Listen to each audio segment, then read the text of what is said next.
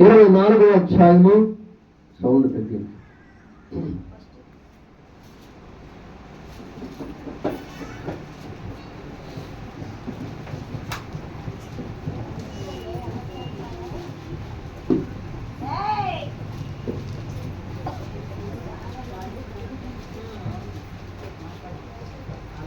మత్తయి సువార్త 24వ అధ్యాయము 14వ వచనం నుంచి కొన్ని వచనాలు మనం చదువుకుందాం.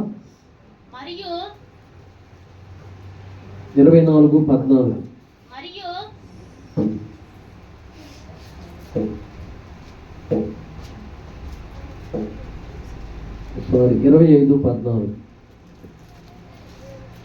పరలోక రాజ్యము ఒక మనుష్యుడు దేశాంతరమునకు ప్రయాణమై తన దాసులను పిలిచి తన ఆస్తిని వారికి అప్పగించినట్లుండెను. అతడు ఒకనికి 5 తలంతులను, ఒకనికి 2 తలంతులను, ఒకనికి 1 ఎవరి సామర్థ్యము చెప్పిన వారికి ఇచ్చి వెంటనే దేశాంతరము పోయెను.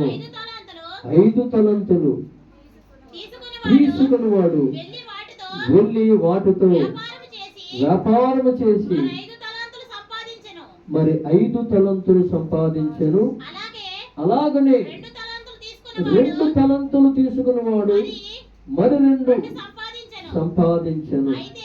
అయితే 1 తలంతు తీసుకుని వాడు వెళ్ళి భూమి తవ్వి తన యజమానుని సొమ్ము దాచిపెట్టెను. బహుకాలమైన తరువాత ఆ దాసుని యజమానుడు వచ్చి వారు యొద్దకు వచ్చి లెక్క చూసుకొనెను. దేవునికి స్తోత్రం. హల్లెలూయా, హల్లెలూయా, హల్లెలూయా. మత్తయి సువార్త 25వ అధ్యాయము 14వ వచనము నుంచి కొన్ని వచనాలు మనం చదివి విన్నాము. కాబట్టి ఇక్కడ ఈ వచనాలు చూసినట్లయితే సమయం లేదు కనుక త్వరగా మనం వాక్య భాగంలోకి ముందుకు సాగుతాం. సమయము ఈవేళ చాలా లేట్ అయిపోయింది, 11:12 గంటలకు వస్తుంది. పరలోక రాజ్యము ఒక మనుషుని దేశాంతరమునకు ప్రయాణమై తన దాసులను పిలిచి తన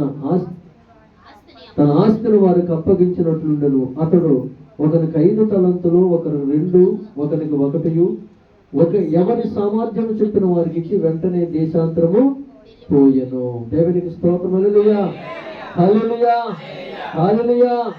ప్రియమైన దేవుని సంగమా, ఈ ఉదయకాల సమయం ముందు పరిశుద్ధాత్మ దేవుడు మనతో మాట్లాడుతున్న ప్రతి మాటను మనం గ్రహించి తెలుసుకొని మన హృదయములు భద్రపరుచుకొని ఆ వాక్య భాగాన్ని మనం గ్రహించుకున్న వారిగా ఉండాలని పరిశుద్ధాత్మ దేవుడు మనకు తెలియజేస్తూ ఉన్నాడు. దేవునికి స్తోత్రం. హల్లెలూయా, హల్లెలూయా. దేవుడు యేసుక్రీస్తు వారు ఆయన తన సువార్త ప్రకటిస్తున్న దినాల్లో అనేక ప్రాంతాలు ప్రయాణమై వెళుతూ ఉండి ఆయన కొన్ని ఉపమాన రీతిగా కొన్ని అర్థమయ్యేటట్లు అక్కడ బోధిస్తున్న ఆ ప్రజలకి అర్థమయ్యే రీతిలో చిన్న చిన్న మరి ఉపమానాలు చెబుతూ ముందుకు సాగుతూ ఉండేవాడు. దేవునికి స్తోత్రం. హల్లెలూయా, హల్లెలూయా. ఇక్కడ పరలోక రాజ్యం ఒక మనుష్యుడు దేశాంతరమునకు ప్రయాణమై తన దాసును పిలిచి తన ఆస్తిని వారికి అప్పగించినట్లు మనకు కనబడుతూ ఉంటుంది. ఒక యజమానుడు ఆయన ఒక దేశాంతరం వెళ్ళాలని ఆశపడుతూ ఉన్నాడు. వెళుతూ ఉన్నప్పుడు తన ఆస్తిని 3 నమ్మకమైన వారిని పిలిచి తన దాసులను పిలిచి తనకున్న ఆస్తిని ఏం చేశాడండి? ఆ 3కి కూడా ఏం చేశాడు?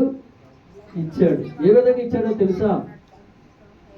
మొదట దాసునికి 5 తలంతులు ఇచ్చాడు, 2వ దాసునికి 2 తలంతులు ఇచ్చాడు, 3వ దాసునికి 1 తలంతు ఇచ్చాడు. అంటే అక్కడ రాసింది ఏంటో తెలుసా?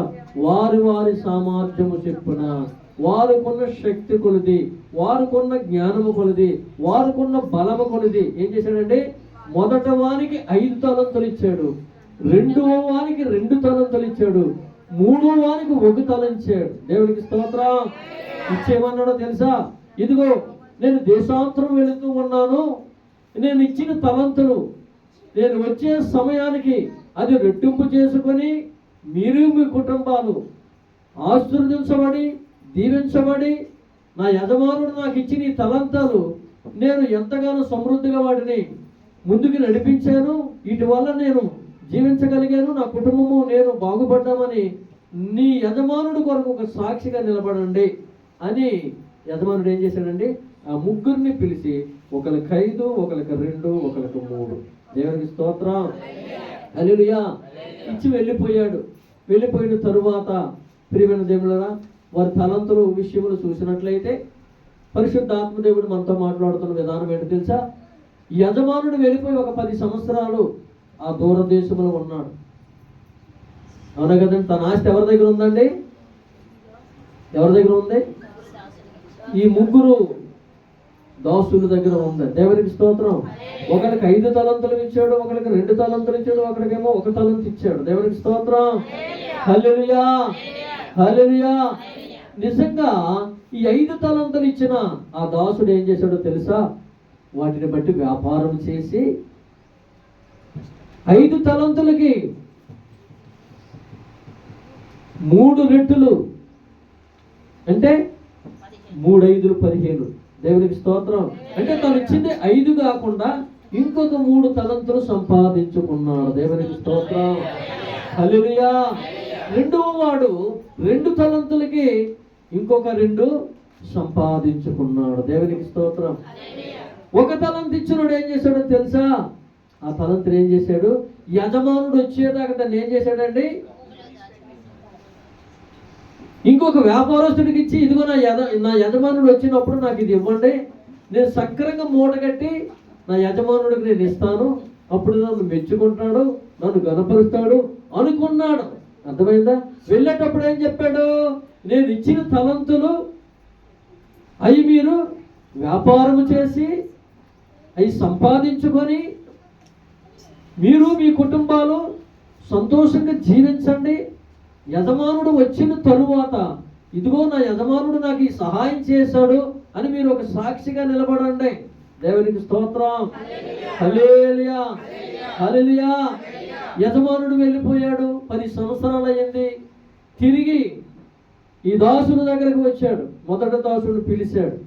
పిలిచి, అయ్యా నీకు 5 తలంతులు ఇచ్చాను కదా, ఆ 5 తలంతులు ఏ విధంగా దాన్ని వినియోగించుకున్నావు, ఏ విధంగా దాని ద్వారా నువ్వు తృప్తి పొందావు, ఏ విధంగా నువ్వు సంపాదించుకున్నావు, ఏ విధంగా నీ కుటుంబాన్ని పోషించుకున్నావు అంటే, ఆ మొదటి దాసుడు ఆ 5 తలంతులు తీసుకొచ్చి ఆ యజమానుడు పాదాల దగ్గర పెట్టి, అయ్యా నువ్వు 5 తలంతులు ఇచ్చావే, నేను 15 తలంతులు సంపాదించుకున్నానయ్యా. దేవునికి స్తోత్రం.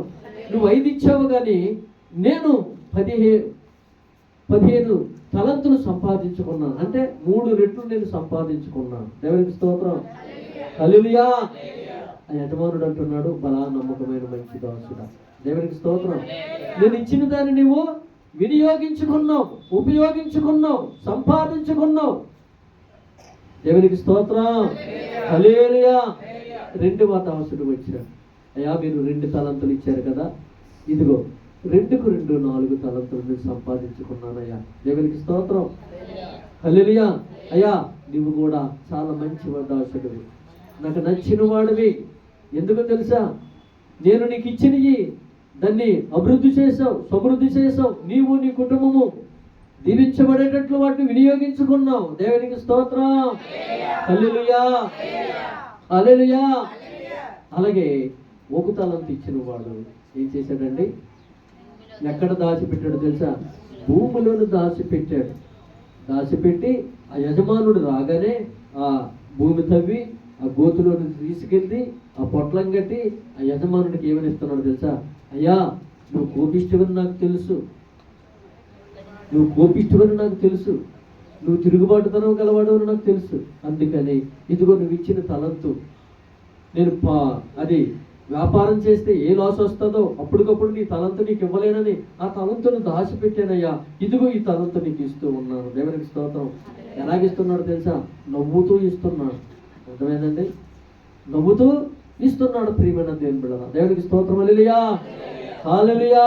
మొదట దాసుడిని ఎంతగానో గణపరిచాడు యజమానుడు, రెండవ దాసుడిని ఎంతగానో గణపరిచాడు యజమానుడు, మూడవ దాసుడిని చూసినట్లయితే ఎంతో కోపముతో రగిలిపోతూ ఉన్నాడు. దేవునికి స్తోత్రం. హల్లెలూయా. ఎంత కోపముతో రగిలిపోతూ ఉన్నాడు. దేనికి ఇచ్చాడయ్యి?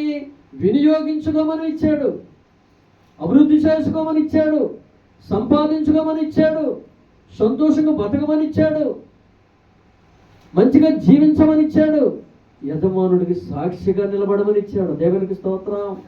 హల్లెలూయా, హల్లెలూయా.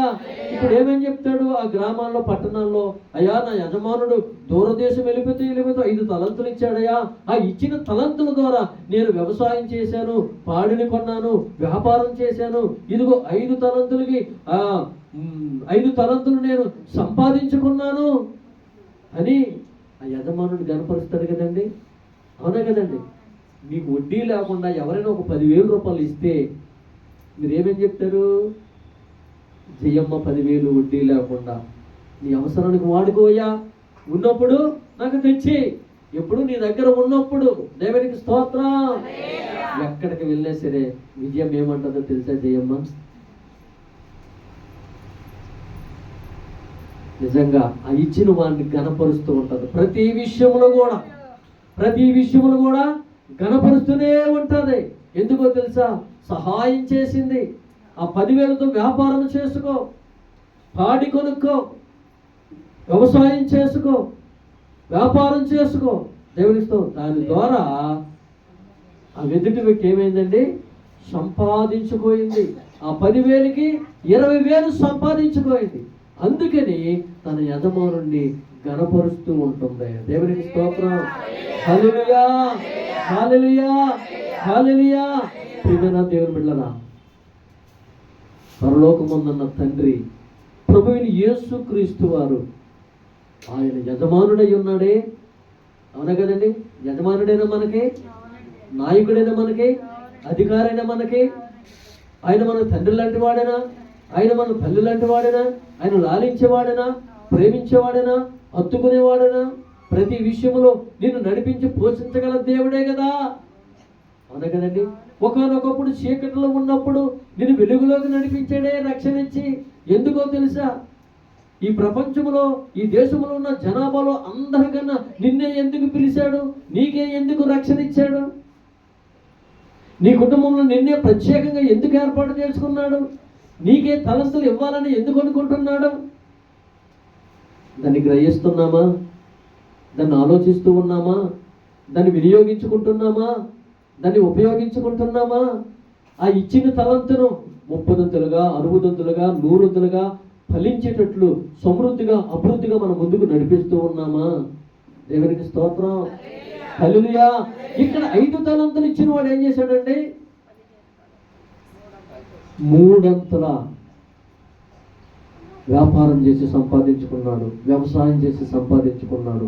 తన యజమానుడు గణపరుస్తూ ఉన్నాడు.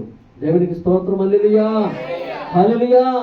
ఉదయకాల సమయమందు ప్రియమైన దేవుళ్ళరా, పరలోకములో ఉన్న తండ్రి ప్రభువైన యేసుక్రీస్తు వారు ఆయన ఈ లోకాన్ని విడిచిపెట్టి ఆ 12 మంది శిష్యులను పిలిచి, ఇదిగో మీకు దెయ్యాల మీద అధికారం ఇస్తున్నాను,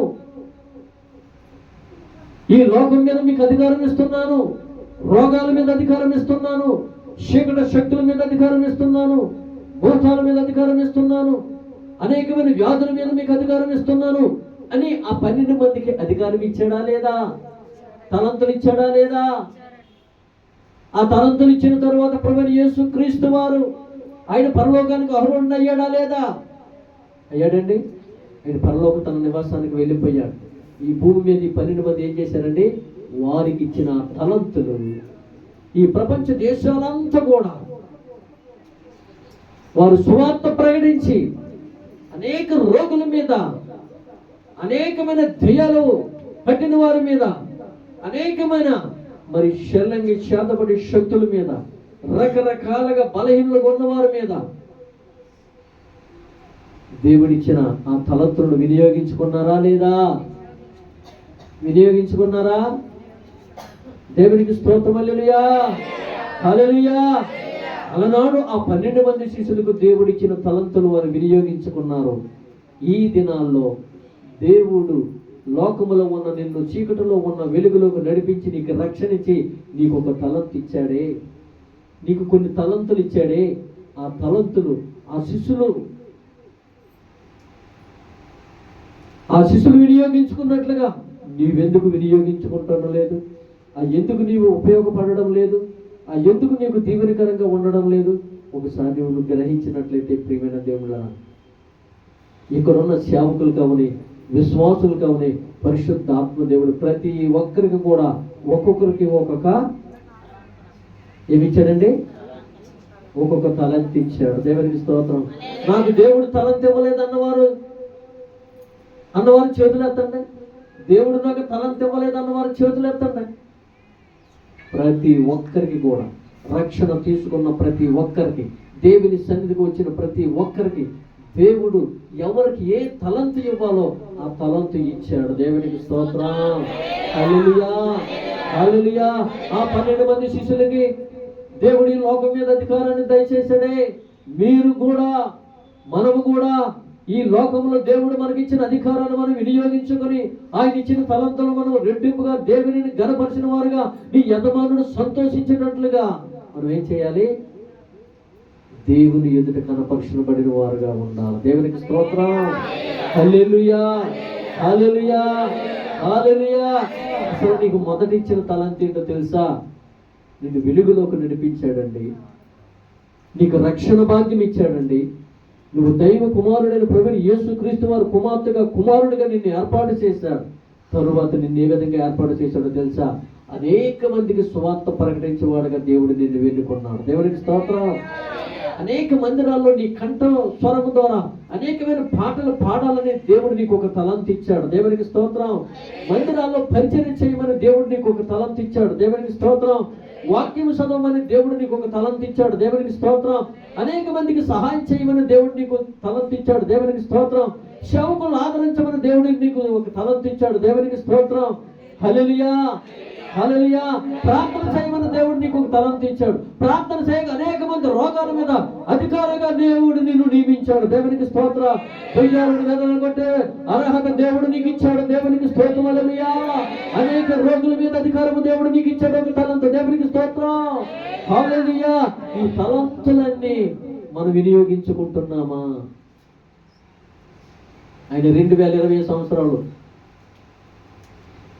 ముందు ఆయన పరలోకానికి ఆయన మనకి ఇచ్చిన తలంతులు ఇచ్చి వెళ్ళిపోయాడే. ఆ దినము మొదలుకొని ఈ దినము వరకు కూడా మనం ఆ తలంతులను ఏ విధంగా వినియోగించుకుంటున్నాము? దూరదేశం వెళ్ళిన యజమానుడు మళ్ళీ తిరిగి రాబోతున్నాడు ఒక దినాన్న. వస్తాడా? రాబోతున్నాడు 2వ రాకడలో. ఆ యజమానుడు మన దగ్గరకు వచ్చినప్పుడు, మనం యజమానుడి దగ్గరికి వెళ్ళినప్పుడు, ఒరే బాబు రాజు, నీకు ఈ తలంతి ఇచ్చాను, ఏం చేశాను?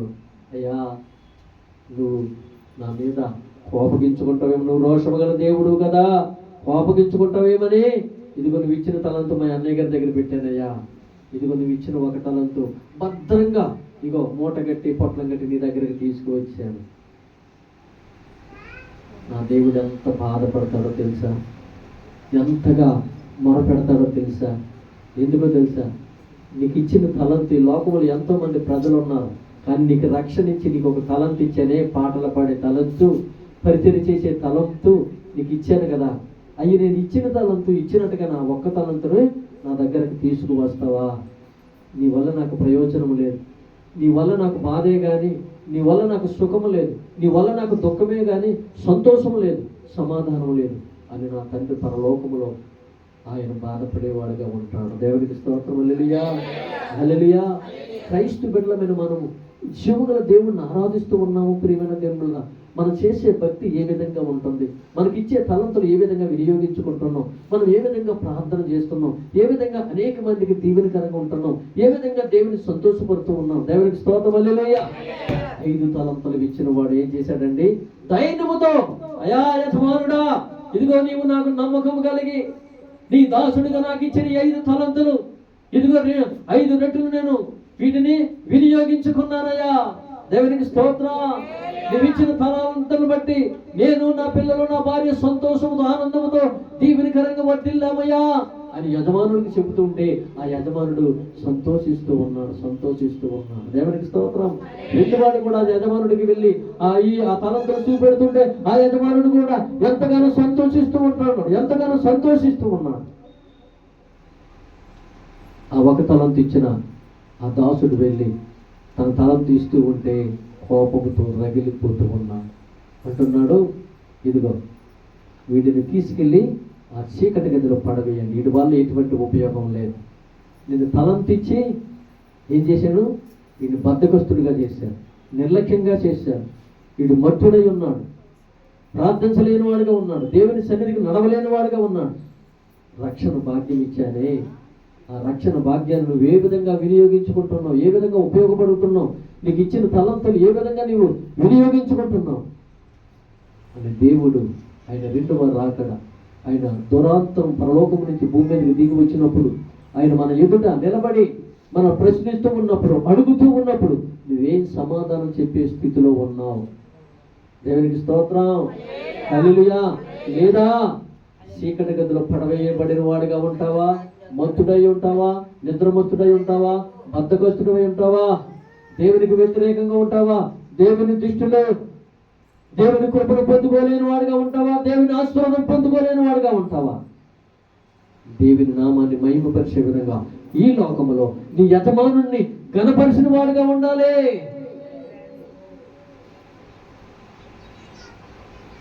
నా దేవుడు నాకు ఇచ్చిన తలంతును నేను వినియోగించుకుంటూ ఉన్నాను. దేవునికి స్తోత్రం.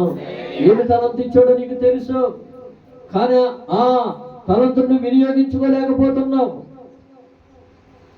దేవుని సన్నిధిలో పరిచర్య చేసే తలంతు కొంతమందికి ఉంటారు, అవునా కదండి? వారు ఆ పరిచర్య చేయించి ఇంకో దానికి వెళ్ళలో, అర్థమైందండి? అలాగే వంటలు వండే పరిచర్య కొంతమందికి ఉంటుంది, చేపలు వేసే పరిచర్య కొంతమందికి ఉంటుంది. సేవకులు ఆరాధనకు వచ్చే ముందు అన్ని కూడా సక్రపెట్టి సక్రంగా మరి సేవకులు వచ్చేసరికి వారు అన్ని సరిచేసి ఉంచేవారు కొంతమంది ఉంటారు. కొంతమంది సౌండ్ సిస్టమ్ పెట్టేవారు ఉంటారు, కొంతమంది లైటింగ్ వేసేవారు ఉంటారు, కొంతమంది కుర్చీలు వేసేవారు ఉంటారు. ఇదంతా కూడా ఒక్కొక్క తలంతు అండి ప్రియమైన దేవుని బిడ్డలారా. నిజంగా అది మనం గ్రహించుకుంటే, తెలుసుకుంటే, నిజంగా నీ తలంతుని ఏం చేయాలండి? 30 60 100 అది ఫలించేటట్లు, అభివృద్ధి పొందేటట్లు. దేవునికి స్తోత్రం. హల్లెలూయా, హల్లెలూయా. రోజు నేనే చెయ్యాలా, రోజు నేనే తొడవాలా, రోజు నేనే వేయాలా, రోజు నేనే కడగాలా అని అనుకుంటున్నావేమో. ఈ ఉదయకాల సమయం పరిశుద్ధ ఆత్మదేవుడు అంటున్నాడు, నీకు ఇవ్వవలసిన తలంతు ఇచ్చాను, దాన్ని నువ్వు రెట్టింపు చేసుకో. రేపు పరలోక రాజ్యంలో తీర్పు ఉంది. పరలోక రాజ్యంలో తండ్రి ఎదుట నిలబడిన వాడిగా ఉన్నావు. ఇదిగో నీకు ఇచ్చిన తలంతో ఏం చేసావని నేను అడిగేటప్పుడు నీవు దానికి ఏ సమాధానం ఇవ్వబోతున్నావో ఒకసారి నువ్వు గ్రహించుకో. దేవునికి స్తోత్రం. హల్లెలూయా, హల్లెలూయా, హల్లెలూయా. మీరు ఎప్పుడైనా దేవుని సన్నిధిని అడిగారా? దేవా నాకు ఒక తలంతు ఇయ్యయ్యా, నువ్వే తలంతు ఇవ్వబోతున్నావో ఆ తలంతును నేను అభివృద్ధి చేసుకున్నవాడుగా, అది అనేక మందికి ఉపయోగపడేటట్లు, నీ నామం మహిమపరచబడేటట్లు అయ్యా ఆ తలంతు ద్వారా నీవు హెచ్చించబడాలి తండ్రి. దేవునికి స్తోత్రం. హల్లెలూయా, హల్లెలూయా. ప్రియమైన దేవుని సంగమం, ప్రతి ఒక్కరికి కూడా దేవుడు ఒక తలంతు ఇచ్చి ఉన్నాడే. పాటలు పాడేవారు పెందల కడనే వచ్చి పాస్టర్ గారు మందిరంలో అడుగు పెట్టక మునిపే వచ్చి పాటలు పాడేవారుగా ఉన్నారా? మందిరము శుభ్రం చేసేవారు, చేపలు వేసేవారు, వాటర్ తెచ్చేవారు. మన మందిరములు ఏది ఆ తలంతులు వినియోగించుకునే స్థితి ఉంది అసలు? ఏమండి, ఎందుకు వినియోగించుకోలేకపోతూ ఉన్నారు? ఆ ఒక్క తలంతో ఉన్న ఆ వ్యక్తి ఏ విధంగా అయితే తన యజమాని ఎదుట తలదించుకున్నాడో మనం అదే విధంగా తలదించుకుని వారుగా ఉన్నామా? తల ఎత్తుకుని వారుగా ఉండాలి దేవుని ఎదుట. యజమానుడి ఎదుట మనం ఏం చేయాలండి? తల ఎత్తుకుని తండ్రి నువ్వు ఇచ్చిన తలంతును భూలోకములో నేను బ్రతికిన ఈ 40, 50, 70 సంవత్సరాలు ఇదిగో అత్యధికంగా నేను హెచ్చించాను రాజా. అనేక మందికి నీ మహిమను సాటానయ్యా, నీ సువార్త ప్రకటించానయ్యా, నీ పాటలు అనేకమైన మీటింగుల్లో పాడానయ్యా, అనేక గృహ దర్శనాల దగ్గర ఇదిగో నేను వాక్యం చదివానయ్యా, నీ మందిరం అంతా శుభ్రం చేస్తూనే ఉన్నానయ్యా. ఈ 70, 80 సంవత్సరాలు కూడా నీ పరిశుద్ధ ఆలయాన్ని శుభ్రం చేసే బాధ్యత నాకు ఇచ్చావయ్యా. ఇవన్న దేవుని సంగమా,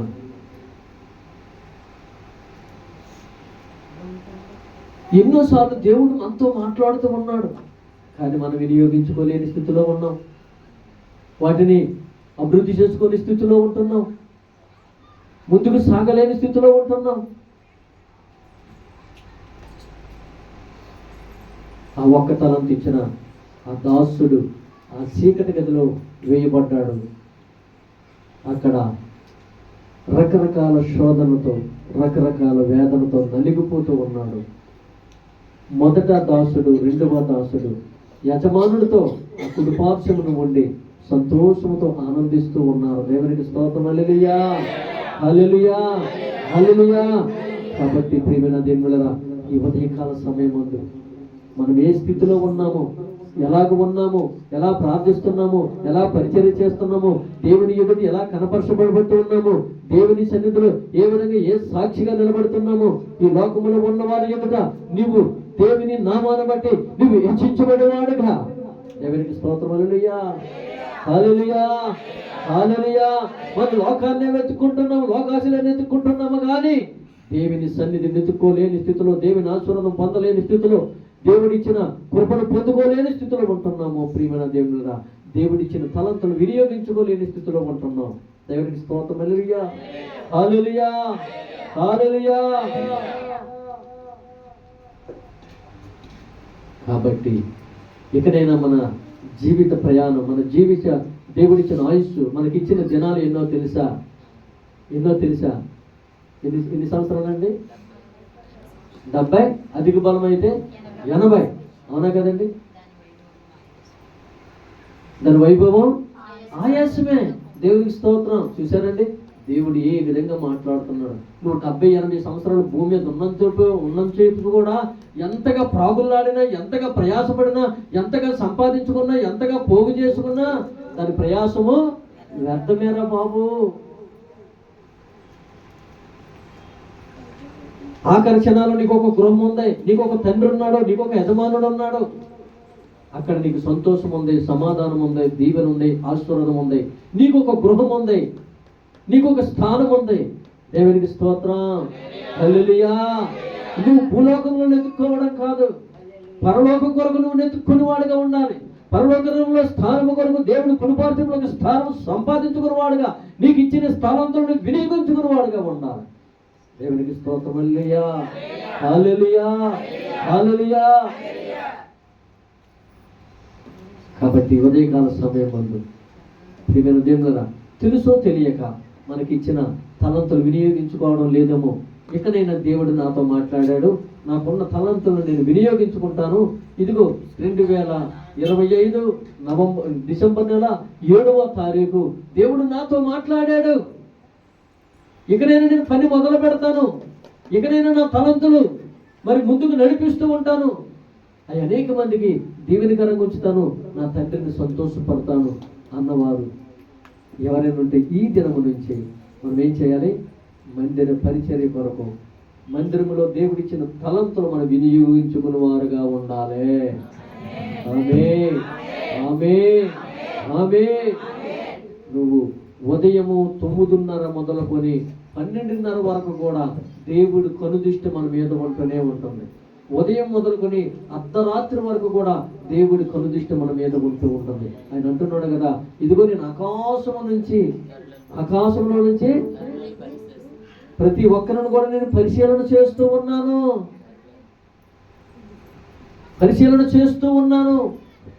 అందుకైనా అంటున్నాడు, నేను కునికే దేవుడిని కాదు, నేను నిద్రపోయే దేవుడిని కాదు, నేను అశ్రద్ధ గలవాడిని కాదు, నేను బద్ధకస్తుని కాదు. నీకు ఇచ్చిన తలాంతులను వినియోగించుకో, వినియోగించుకో, వినియోగించుకో. నీవు నీ పిల్లలు సంతోషముతో ఆనందంతో వర్ధిల్లు, వర్ధిల్లు, వర్ధిల్లు. దేవునికి స్తోత్రం. హల్లెలూయా, హల్లెలూయా, హల్లెలూయా. యవనస్తులకు దేవుడు ఒక్కొక్క తలంతు ఇస్తూ ఉంటాడు, అవునా కదండి?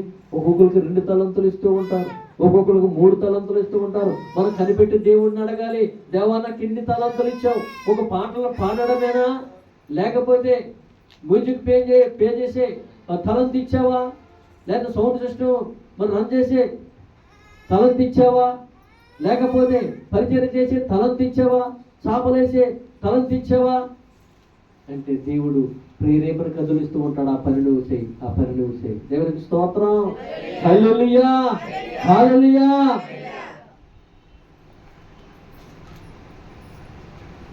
ప్రియమైన దేవుని సంగమా, దేవుని మందిరము నిజంగా ఇది కట్టి ఎన్ని సంవత్సరాలు అయిందో తెలుసా? 50 సంవత్సరాల దగ్గర పడుతూ ఉంటుంది. ఏదండి? ఈ దేవుని ఈ షెడ్ వేసి 50 సంవత్సరాలు అవుతుంది. మన వయసు కూడా 50 సంవత్సరాలు. అంటే మనం చిన్నప్పుడు ఈ షెడ్ వేశారని తెలుస్తుంది. ఎంతోమంది దైవ సేవకులు ప్రార్థన చేశారు ఇక్కడ. దేవునికి స్తోత్రం. ఎన్నో కార్యకలాపాలు, దేవుని కార్యకలాపాలు ఇక్కడ జరిగాయి. దేవునికి స్తోత్రం. హల్లెలూయా, హల్లెలూయా. ఈ 50 సంవత్సరాలు, ఈ 45 సంవత్సరాలు దేవుడు మరి మనకిచ్చాడు ఈ మందిరమును. మనం ఎంత శుభ్రంగా దీన్ని ఉంచాలి. ఇది చూసిన వారు ఏమనుకుంటారు అంటే, ఏమంటే కట్టి 10 రోజులు 10 సంవత్సరాలు అవుద్దా, ఒక 5 సంవత్సరాలు అవుద్దా అని అంటున్నారు. ఎందుకు తెలుసా? ఏ విధంగా ఉందండి? ఏ విధంగా ఉంది? 50 సంవత్సరాల్లో కట్టింది అనకుండా లేదు, ఒక 5 సంవత్సరాల్లో 10 సంవత్సరాల్లో కట్టినట్టుగా ఉంది. దేవునికి స్తోత్రం. హల్లెలూయా. నిజంగా ఈ స్థలము గల యజమానుడు వచ్చి చూసి చాలా సంతోషపడుతూ ఉంటాడు. ఆయన, అయ్యా మీరు చాలా శుభ్రం చేస్తారయ్యా, నేను ఎప్పుడు చూడలేదు, ఎంతమందికి ఇచ్చాను కానీ ఎవరు కూడా ఇంత శుభ్రంగా పెయింట్లు వేసి కలర్స్ వేసి, నిజంగా నేను ఎప్పుడు వచ్చినా సరే నీట్గా ఉంటుంది, నీట్గా ఉంటుంది. లోకంలో ఉన్న ఆ యజమానుడే ఆ విధంగా సంతోషపడితే పరలోకమున్న పరిశుద్ధుడు ఈ పరిశుద్ధ స్థలాన్ని చూసి ఎంతగా మనల్ని కనపరుస్తూ ఉంటాడో. ప్రియమైన దేవుని సంగమా, హల్లెలూయా, హల్లెలూయా, హల్లెలూయా. మరి మీరు కూడా పాలు పంపులు పంచుకోవాలా కదా? దేవా మందిరం పరిచయం చేసే కృప నాకు దయచే తండ్రి. మందిరము చుట్టూ ఉన్న పిచ్చి మొక్కలు పీకాలి, ఆ కలుపు నుండి తీయాలి, అక్కడ పూలు మొక్కలు నాటాలి, వాటికి నీళ్లు పోయాలి. నీ మందిరం అంతా కూడా ఆ పూల తోటలో సువాసన కలిగి నీ పరిశుద్ధ స్థలంలో మేము ఆరాధన చెయ్యాలి. ఎందుకు పాస్టర్ గారు లేదా, లేకపోతే స్తుతి లేదా, అలా ఖాళీగా ఉన్నప్పుడు ఆ మొక్కలు పీక్కోలేరా, వారు తుడుచుకోలేరా, వారు శుభ్రం చేసుకోలేరా? ఇది మన ఆలోచన, అవునా కదండి? ఇదే మన ఆలోచన. ఇది ఎవరిది స్థలం? దేవుని పరిశుద్ధ స్థలం. ఈ పరిశుద్ధ స్థలంలో నువ్వేం చేస్తున్నావు? దేవుని పని చేస్తూ ఉన్నావు, కలుపు తీస్తూ ఉన్నావు, అక్కడ మొక్కలకు నీరు పోస్తూ ఉన్నావు. ఆ పరిశుద్ధ స్థలంలో నువ్వు నిలవడమే ఒక ఘనత. ఎందుకో తెలుసా? ఈ పరిశుద్ధ స్థలంలో నువ్వు నిలవబడ్డావు అంటే దేవుని కృప నీ మీద ఉందని నువ్వు గ్రహించాలి. దేవునికి స్తోత్రం. హల్లెలూయా, హల్లెలూయా. నువ్వు ఇక్కడ నిలవలేకపోయావంటే దేవుని సంకల్పం లేదనే అర్థమైందా? ఎంతో మంది ఈ స్థలములోకి వచ్చి వెళ్ళిపోయిన వారు ఉన్నారు. దేవుని చిత్తము లేదు. దేవుని చిత్తం ఉంది కనుక మీరు వచ్చి ఎన్ని సంవత్సరాలైనా దేవుని సంకల్పం మీ మీద ఉంది కనుక ఈ పరిశుద్ధ స్థలమును మీరు నిలబడే కృప దేవుడు మీకు ఇచ్చాడు. దేవునికి స్తోత్రం. హల్లెలూయా, హల్లెలూయా, హల్లెలూయా. దేవుని సంకల్పము లేకపోతే ఇప్పటికి మనం 9 సంవత్సరాల నుంచి ఇక్కడ ఆరాధన జరుగుతూ ఉంటుంది. ఇది దేవుని కృపను బట్టి ముందుకు నడిపిస్తూ ఉన్నాడు. దేవుని సంకల్పం లేకపోతే, దేవుని దృష్టి లేకపోతే, దేవుని కృప ఇక్కడ లేకపోతే నువ్వు ఇక్కడ ఆరాధన చేయలేవు, ఇక్కడ నువ్వు నిలవలేవు. ఇంకా ఎన్ని సంవత్సరాలు దేవుడు ఇక్కడ మనల్ని నడిపిస్తూ ఉంటాడో, ఎన్ని సంవత్సరాలు ఇక్కడ ఆరాధన జరిగిస్తూ ఉంటాడో. ప్రియమైన దేవుని సంగమా, ఇక నేను మెలకువగలిగి దేవుని సన్నిధిలో నీవు తను ఇచ్చిన తలంతులు వినియోగించుకొని దేవుని సన్నిధిలో ప్రయాసపడి ప్రార్థన చేసి పాటలు పాడి ఆరాధన చేసి ఎక్కువ సమయము దేవుని మందిరంలో గడపాలని నువ్వు ప్రార్థన చేస్తే దేవుడు నిన్ను అంచులంచులుగా లేవనెత్తుతూ ఉంటాడు. దేవునికి స్తోత్రం. హల్లెలూయా, హల్లెలూయా, హల్లెలూయా, హల్లెలూయా. దేవుని మందిరికి వచ్చిన తరువాత ఇంకా టైం అవ్వలేదా? 12:30 అయ్యింది. పాస్టర్ గారు ఇంకా వాక్యం అవ్వలేదు, ఎప్పుడు గిడిసి పెడతారు? అక్కడ నేను వంట చేయలేదు, ఇక్కడ నా భర్త వస్తాడేమో, నా పిల్లలు వస్తారేమో, ఇలాంటి ఆలోచనలు ఉంటే మనము దేవుని పొందలేమో. ప్రియమైన దేవుని సంగమా, దేవుని మందిరికి వచ్చిన తరువాత అయ్యో టైం అయిపోతుందా, పరిశుద్ధ స్థలంలోంచి వెళ్ళిపోవడానికి టైం అయిపోతుందా అని బాధపడేవారు ఉన్నారా ఈ దినాల్లో? దేవునికి స్తోత్రం. హల్లెలూయా, హల్లెలూయా. దేవుని మందిరం అంటే, దేవుని పరిశుద్ధ స్థలం అంటే అసలు మనము ఏ విధంగా ఆలోచిస్తున్నామో తెలుసా ప్రియమైన దేవుని బిడ్డలారా? అన్య జనాంగం చూసినట్లయితే నిజంగా ఆ పనికిరాని వాటి దగ్గరకు వెళ్ళి గంటల తరబడి కూర్చొని పొద్దున్న వెళ్ళిపోయి సాయంకాలం వరకు కూడా అక్కడ ప్రదక్షిణ చేస్తూ ఉంటారే.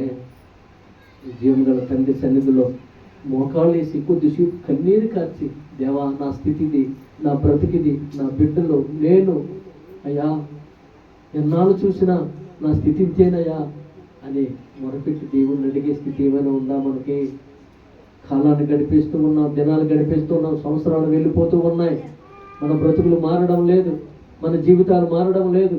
ప్రియమైన దేవుని సంగమా, ఆయన ఇచ్చిన తలంతులు వినియోగించుకుని దేవుని సన్నిధిలో అడిగినట్లయితే, మొరపెట్టినట్లయితే, కన్నీరు కార్చినట్లయితే దేవుని కృప నీ మీద ఉంటుంది. దేవుని ఆత్మ నీ మీద, నీ బిడ్డల మీద ఆయన కుమ్మరించబోతూ ఉన్నాడు. దేవునికి స్తోత్రం. హల్లెలూయా, హల్లెలూయా, హల్లెలూయా. కాబట్టి ఇక్కడ చూసినట్లయితే ఆ తలంతును వారి యొద్ద నుండి తీసివేసి 10 తలంతులు గల వానికి ఇచ్చాడే. దేవునికి స్తోత్రం. ఇంకా 1 తలంతో ఉన్నవాడు చూశారండి, ఏమి సంపాదించలేదు కదా, వినియోగించుకోలేదుగా. ఆ 1 తలంతో కూడా ఆ యజమానుడు తీసుకుని ఏం చేశాడు తెలుసా? 10 తలంతులు సంపాదించిన వాడికి ఇచ్చేస్తాడు. దేవునికి స్తోత్రం. హల్లెలూయా, హల్లెలూయా, హల్లెలూయా.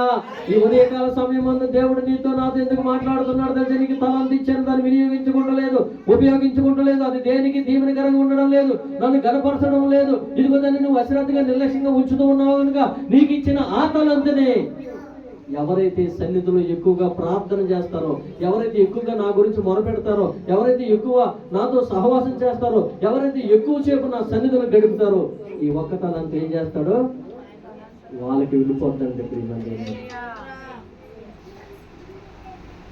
మన దగ్గర తలంతులు తీసుకున్న తరువాత మనం చేసేది ఏమీ లేదు. దేవునికి స్తోత్రం. హల్లెలూయా, హల్లెలూయా, హల్లెలూయా. దావీదు లాంటి మహారాజునే ముక్కు పిండేశారు పట్టుకొని. అర్థమైందండి? అంత ప్రార్థనా పరుడు, దేవుడితో ముఖాముఖిగా మాట్లాడిన దావీదే ఏం చేశాడంటే, ఏమవుతులే అని ఏం చేశాడు? కొద్దిగా దేవుడిని దూరం పెట్టి ఏంటి బత్షెబతో సహవాసం చేశాడు. దేవుడు చూస్తున్నాడు. ఎంతగా ఉదయము సాయంకాలము దేవుడు దావీదు దగ్గరకు వచ్చి దావీదుతో మాట్లాడుతున్నా ఆ సమయం చూసినట్లయితే ప్రియమైన దేవుడా, ఎందుకు పనికిరాని గొర్రెలు కాపారని రాజుగా చేశాడు. రాజుగా చేసిన తరువాత తనకి ఏమైందంటే, నేను రాజునయ్యాను కదా, ఇక దేవునికి దూరంగా ఉండి మన ఆశలు మనం తీర్చుకుందాం అని బత్షెబను దగ్గరికి తీశాడు. దేవునికి స్తోత్రం. హల్లెలూయా. ఏం చేశాడంటే దావీదుని అరణ్యపాలు చేసేసాడు. దేవునికి స్తోత్రం. హల్లెలూయా, హల్లెలూయా. శత్రువులు వస్తే భయపడిన దావీదు ఇప్పుడు శత్రువులు వస్తే ఏం చేస్తున్నాడంటే తాగుంటున్నాడు. గృహంలోకి వెళ్ళి కొండ గృహంలో తాగుంటున్నాడు. ఎందుకో తెలుసా? దేవుని ఉగ్రత దావీదు మనకు పడిపోయింది. ఇచ్చిన తలంతులు పక్కన పెట్టేశాడు, ఇచ్చిన ఆ ప్రార్థన విధానాన్ని పక్కన పెట్టేశాడు, దేవుని దూరంగా పెట్టేశాడు. దేవునికి స్తోత్రం. హల్లెలూయా. వెంటనే మళ్ళీ క్షమించమని ప్రార్థన చేశాడు.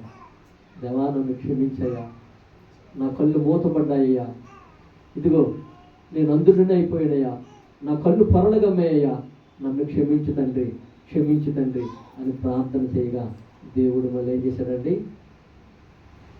మళ్ళీ హెచ్చించాడు. దేవునికి స్తోత్రం. హల్లెలూయా, హల్లెలూయా.